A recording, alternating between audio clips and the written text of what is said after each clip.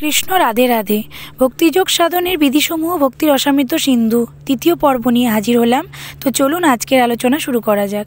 4. প্রতিদিন সকালে ও সন্ধ্যায় অন্তত একবার অথবা দুবার ভগবানের শ্রীমন্দিরে যাওয়া ভক্তের কর্তব্য। বৃন্দাবনের ভগবানের ভক্তরা অত্যন্ত নিষ্ঠা সহকারে এই প্রথা অনুশীলন করেন। বৃন্দাবনের সমস্ত ভক্তরা প্রতিদিন সকালে ও সন্ধ্যায় বিভিন্ন মন্দিরে ভগবানকে দর্শন করতে যান। তাই সেই সময় শহরের সর্বত্র খুব ভিড় থাকে। বৃন্দাবনে প্রায় 5000 মন্দির আছে। অবশ্যই সব কয়টি মন্দিরে যাওয়া সম্ভব হয় না, কিন্তু তবুও চৈতন্য মহাপ্রভু অনুগামী গোস্বামীদের প্রতিষ্ঠিত অন্তত 10-12টি গুরুত্বপূর্ণ বিশাল মন্দিরগুলোতে ভগবানের প্রতিটিতে দর্শন করতে যাওয়া উচিত নয়। অন্ততপক্ষে 3 বার ভগবানের শ্রীমন্দির পরিক্রমা করা উচিত। প্রত্যেক মন্দিরেই পরিক্রমা মার্গ থাকে। ভক্ত তার সংকল্প অনুসারে 10 বার বা 15 বার বা আরও অধিক পরিক্রমা করেন। শ্রী চৈতন্য মহাপ্রভু নিত্য পার্ষদ গোস্বামীরা প্রতিদিন গোবর্ধন পর্বত প্রদক্ষিণ করতেন এবং সমগ্র বৃন্দাবন ধামও পরিক্রমা করা উচিত। 10.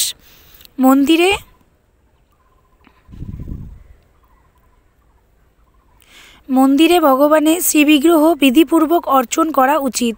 আরতি, ভোগ, শৃঙ্গার ইত্যাদি দ্বারা নিয়মিত ভগবানের আরাধনা করা উচিত। 11. পরিচর্যা অর্থাৎ ভগবানের তৈজসাদি পরিষ্কার করা, আদি মার্জন করা, শ্রীবিগ্রহ বেশভূষাদি শোভিত করা ইত্যাদি। 12. গীতা অর্থাৎ একাকী ভগবানের যশ কীর্তন করা। 13. সংকীর্তন অর্থাৎ অনেক ভক্ত মিলিত হয়ে কীর্তন অথবা ভগবানের নাম, রূপ, গুণ, লীলাদির উচ্চ কীর্তন করা। 14. জপ অর্থাৎ মনে মনে মন্ত্র উচ্চারণ করা।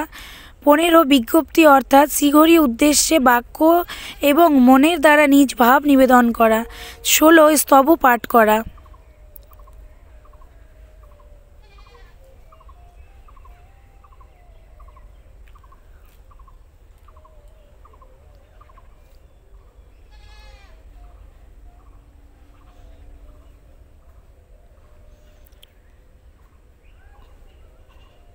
সতেরো ভগবানকে নিবেদিত প্রসাদ আস্বাদন করা।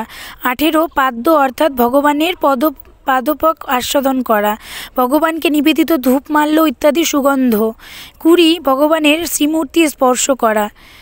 তো আগামীতে 4র্থ পর্ব নিয়ে হাজির হব। হরে কৃষ্ণ কৃষ্ণ কৃষ্ণ হরে হরে, হরে রাম রাম রাম হরে হরে। আমার লেখায় যদি কোনো ভুল হয়ে থাকে অবশ্যই আমাকে ক্ষমা দৃষ্টিতে রাখবেন। হরে কৃষ্ণ, রাধে রাধে।